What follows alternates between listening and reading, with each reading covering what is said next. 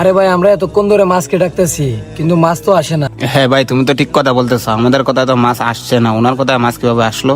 ভাই ওই তো কি ইমাম সাহেব আসতেছে, চলো ওনাকে গিয়ে জিজ্ঞেস করে আসি।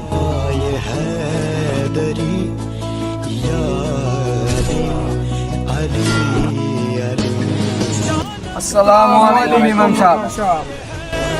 ওয়ালাইকুম আসসালাম। তোমাদের কি সমস্যা বলো? ইমাম সাহেব আমরা আপনাকে একটা প্রশ্ন করব। ইমাম সাহেব আমরা অনেকক্ষণ ধরে এখানে বসে মাছকে ডাকতেছি কিন্তু মাছ আমাদের ডাকে সাড়া দিচ্ছে না। কিন্তু এখানে একজন মানুষ আসছে, ওনার কথা মাছ চলে আসছে। তোমরা কি এই মানুষটাকে চিনো? না ইমাম সাহেব, আমরা তো চিনি না। হতে পারে উনি একজন ইমানদার, পাঁচ ওয়াক্ত নামাজি। কিন্তু ওনার কথা কি করে মাছ আসলো? উনি প্রত্যেকদিন মাছের সাথে সময় কাটায় এবং মাছকে খাবার খাওয়ায়।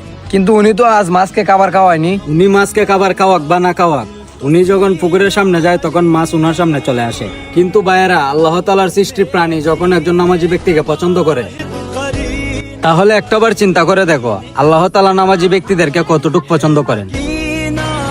আরে ভাইয়েরা, যদি আল্লাহকে খুশি করতে চাও তাহলে 5 ওয়াক্ত নামাজ কায়েম করো।